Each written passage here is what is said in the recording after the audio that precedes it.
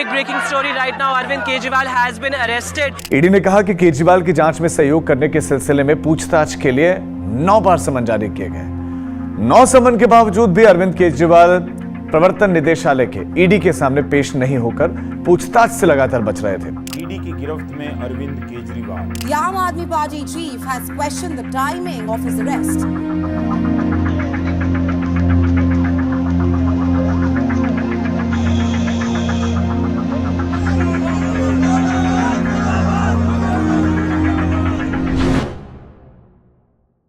मार्च को जब दिल्ली के मुख्यमंत्री अरविंद केजरीवाल को गिरफ्तार किया तो पूरे देश में चर्चा वापस उठी कि क्या एनफोर्समेंट डायरेक्टरेट यानी प्रवर्तन निदेशालय के पास इतनी पावर है कि वो किसी को भी जाके अरेस्ट कर ले। पिछले कुछ वर्षों में ईडी ने ताबड़तोड़ कार्रवाई की है। ऐसा एक एलिगेशन भी उठता है कि ऐसी कार्रवाई जनरली विपक्षी नेताओं के खिलाफ ही क्यों होती है। तो हमने सोचा क्यों ना आज हम एक ईडी पे डिटेल वीडियो बनाएं, और आज हमने जो वीडियो बनाया है उसको 5 पार्ट में बांटा ताकि आपको ईडी का हम हर पहलू दिखा सकें। सबसे पहले पार्ट में हम आपको बताएंगे ईडी का इतिहास क्या रहा है, 1947 से लेकर अभी तक कैसे इस कानून में बदलाव लाया गया और कैसे इस कानून के थ्रू बहुत सारे बदलाव लाने के प्रयास में विपक्षी नेताओं को टारगेट किया गया। दूसरा पहलू हम आपको बताएंगे कि इस एक्ट में ऐसी क्या विशेषताएँ हैं जो इसे बाकी एक्ट से अलग बनाती है। तीसरा हम आपको बताएंगे कि ऐसे कौन से मुकदमे हैं या ऐसे कौन से केसेस हैं जिसमें आप ईडी के पास जा सकते हैं। फोर्थ आपको बताएंगे कि क्या ईडी सीबीआई एनआईए जैसी जो संस्था हैं उससे भी ज़्यादा पावरफुल है। और वीडियो के एंड यानी 5th पार्ट में आपको बताएंगे हम कि क्या इसकी पॉलिटिकल कंट्रोवर्सीज है। आज का ये वीडियो देख लीजिए, ईडी का पूरा कॉन्सेप्ट क्लियर हो जाएगा और यस आप जागरूक हो जाएंगे क्योंकि आप देख रहे हैं मेरे साथ दिगल शॉर्ट्स कि अब बदलाव जरूरी है।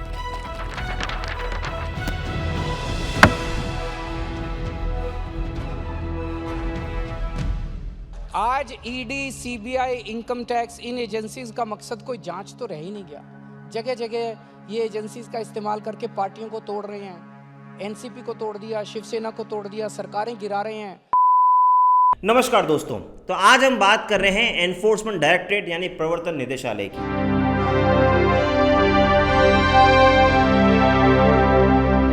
सबसे पहले पार्ट में हम जानते हैं ईडी के इतिहास के बारे में।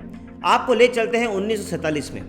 देश में 1947 में जब देश स्वतंत्र हुआ तब देश में कानून था फॉरेन एक्सचेंज रेगुलेशन एक्ट यानी फेरा। इसका काम था कि जो फॉरेन स्टॉक एक्सचेंजेस थे वहाँ पे ऐसा एलिगेशन लगता था कि यहाँ के लोग कुछ वहाँ इन्वेस्ट कर रहे हैं और यहाँ से पैसा वहाँ ले जा रहे हैं। बेसिकली मनी लॉन्ड्रिंग का शुरुआत वो था। तो जब वो ऐसे एलिगेशन लगते थे तो उसको जाँच करने के लिए 1947 में फेरा एक्ट को लाया गया। लेकिन जब समय जैसे जैसे बदला तो 1956 में जवाहरलाल नेहरू साहब को उनकी जो आर्थिक समिति थी जो उनको फाइनेंशियल मैटर्स पे एडवाइस करती थी, उस समिति ने कहा कि सर हमें अब देश में एक नए कानून की ज़रूरत है। और यहीं से उन्होंने कहा कि अब आप एक नए कानून के साथ साथ आप एक अलग से यूनिट बनाएं जो इन सब तरह के मनी लॉन्ड्रिंग के केसेस को देखे। और वहीं से शुरुआत होती है एनफोर्समेंट यूनिट की। ध्यान रखिए ये एनफोर्समेंट यूनिट है ना कि एनफोर्समेंट डायरेक्टरेट।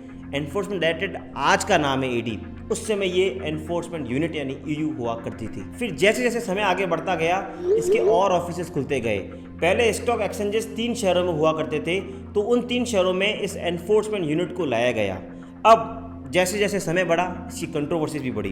वैसे आपको बता दें कि ईडी ने आज के ज़माने में जो जितने भी बड़े हाई प्रोफाइल मैटर्स हैं उनको किया है। फॉर एग्जाम्पल महारानी गायत्री देवी का मैटर, जयललिता, टीटीवी दिनाकरन, हेमा मालिनी, विजय माल्या, रिलायंस के प्रतिद्वंदी ऑर्के ग्रुप, बीसीसीएल के चेयरमैन अशोक जैन और न जाने कितने सारे मुकदमे, और इनफैक्ट आज की तारीख में अरविंद केजरीवाल का मुकदमा, ये सारे मैटर एनफोर्समेंट यूनिट जो अब एनफोर्समेंट डायरेक्टरेट के नाम से जानी जाती है उसके पास चल रहे हैं। फिर समय बढ़ा और जो जो सरकार आती गई उसने धीरे धीरे ईडी का दुरुपयोग करना शुरू कर दिया।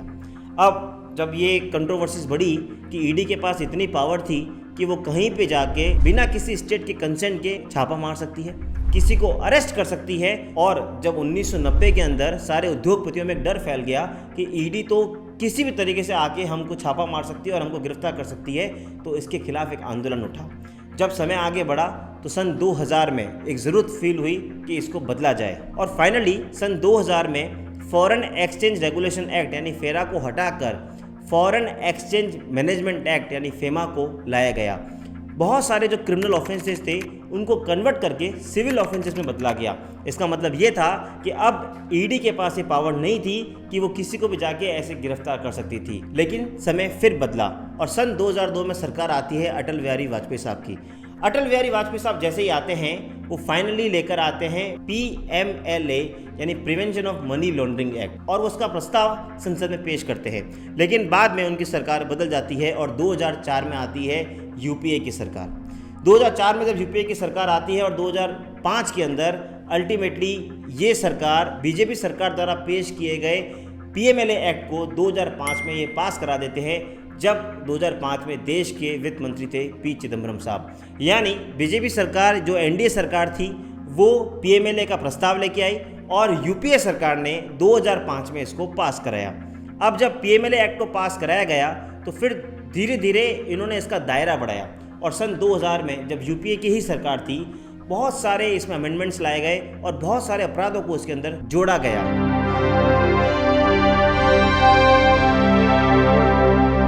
अब हम चलते हैं वीडियो के दूसरे पार्ट की तरफ, जहां हम बात करते हैं इस ईडी कानून जो PMLA है उसकी विशेषताएं।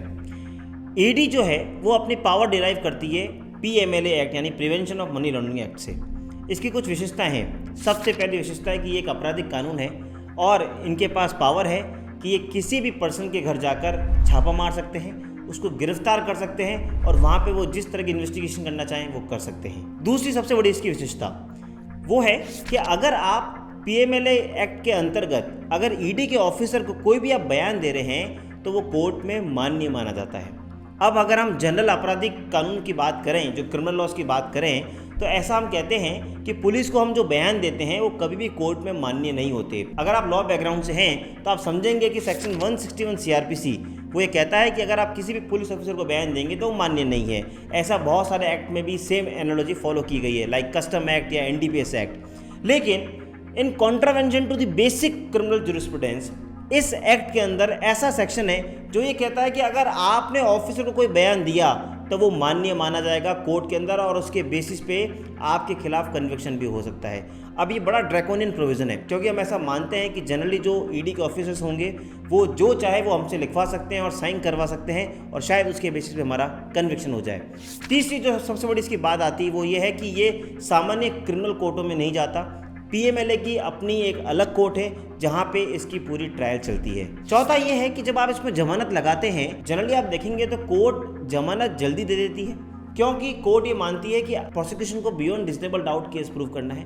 उनको ये देखना है कि अगर आप एविडेंस से टेम्परिंग नहीं करें, बाहर आके गवाहों को नहीं धमकाएं और आप जब भी कोर्ट बुलाएं आ जाए तो आपको बेल मिल जाएगी। जनरली हम ऐसा देखते आए हैं क्रिमिनल लॉ ज्यूरिस्प्रूडेंस में और इसलिए इजीली बेल मिल जाती है। लेकिन यहाँ पर बेल देने से पहले उस PMLA कोर्ट को ये सेटिस्फाई करना होगा खुद को कि इसने ये अपराध नहीं किया है और वो वास्तव में वो आरोपी दोषी नहीं है। यानी यहाँ बर्डन ऑफ प्रूफ बहुत हायर लेवल पे है। इसलिए कहते हैं कि PMLA एक्ट के अंदर यानी जब ईडी की कार्रवाई होती है तो अगर आपको अरेस्ट कर लिया जाए तो बेल मिलना बहुत मुश्किल हो जाता है और इसी कारण से दिल्ली सरकार के मंत्री और इनफैक्ट अब मुख्यमंत्री जेल के अंदर हैं जिनकी बेल होना बहुत मुश्किल है। हालांकि मैटर सब जुडिस है तो हम इसके बारे में ज़्यादा कमेंट नहीं कर सकते, लेकिन आज हम उस ईडी के बेसिक कानून के बारे में बात कर रहे हैं।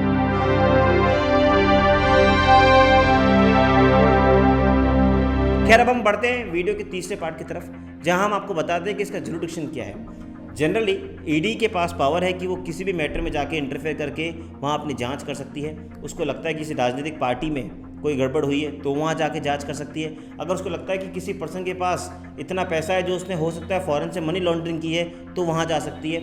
और इनफैक्ट पुलिस थाने में अगर कोई भी मैटर आता है जिसमें अमाउंट 1 करोड़ से ऊपर का होता है और जहां लगता है कि कुछ ना कुछ मनी लॉन्ड्रिंग हुई है तो उस केसेस में पुलिस स्टेशन इमीडिएटली ईडी को इन्फॉर्म करता है। वैसे हम आपको यहाँ भी एक जागरूक कर दें कि अगर आपको लगता है कि आपके आसपास किसी पर्सन ने किसी तरह से गलत तरीके से हवाला पैसा लाया है या उसने मनी लॉन्ड्रिंग की है तो आप अपने स्टेट की ईडी में कांटेक्ट करके अपनी पहचान को छुपाकर ईडी की उस पर्सन पे कार्रवाई भी करवा सकते हैं।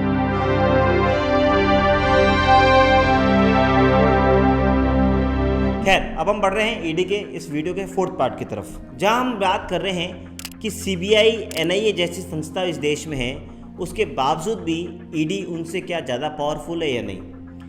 बात याद कीजिए सन 2000 की, जब एक के बाद एक 8 स्टेट्स ने सीबीआई को अपने स्टेट के अंदर एंटर करने से मना कर दिया था।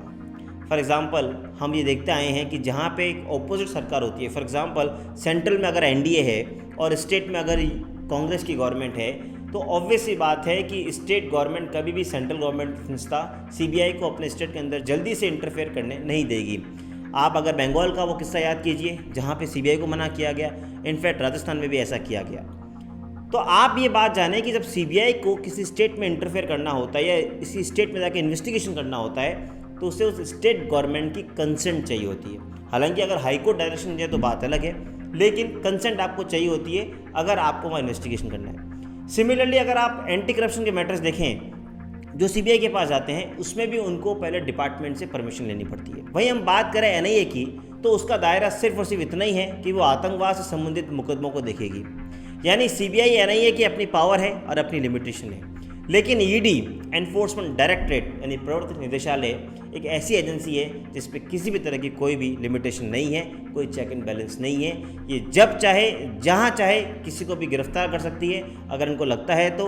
और जैसा कि मैंने आपको बोला, इन्हें किसी भी तरह का कंसेंट की ज़रूरत नहीं है।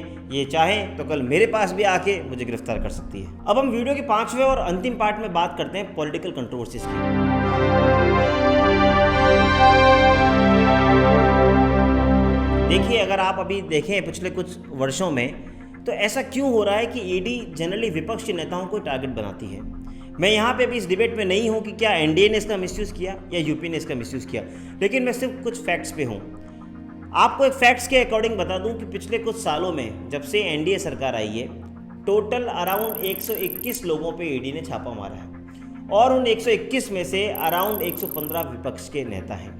अब ये आंकड़े क्या बताते हैं शायद आप लोग खुद ही समझ जाएंगे, लेकिन ऐसा नहीं है कि यूपीए गवर्नमेंट ने भी इसका मिसयूज़ नहीं किया। हर सरकार अपने अपने हिसाब से इसका यूज़ और मिसयूज़ करती है। खैर, यूज़ या मिसयूज़ क्या है और क्या नहीं है वो तो आप जनता ही बता सकती है। तो अब मैं वीडियो के एंड में ये क्वेश्चन आप पे डाल देता हूँ और आपसे जनता से पूछता हूँ कि आपको क्या लगता है, ईडी के पास जो पावर है वो सही है? क्या ऐसा वास्तव में होना चाहिए कि अगर कोई मनी लॉन्ड्रिंग में इन्वॉल्व है तो ईडी उस तरह से जाके कार्रवाई कर सकती है, या आपको लगता है कि नहीं, कुछ ना कुछ चेक एंड बैलेंस आना चाहिए क्योंकि ये पॉलिटिकल टूल बन गया है आजकल? अब इसका जवाब तो मेरी जनता ही मुझे देगी। तो जनता जल्दी से कमेंट में जाके मुझे बताइए कि क्या ये सही है या क्या गलत। और हाँ, एक बार आपसे वापस रिक्वेस्ट, आपको ऐसा कंटेंट पसंद आ रहा है तो please subscribe this channel and share this video so that हम समाज में एक बदलाव नया ला सकें। मुझे उम्मीद है आपको ये वीडियो पसंद आया होगा। मिलेंगे अगली बार इसी तरह के वीडियो के साथ, तब तक के लिए जय हिंद, जय भारत।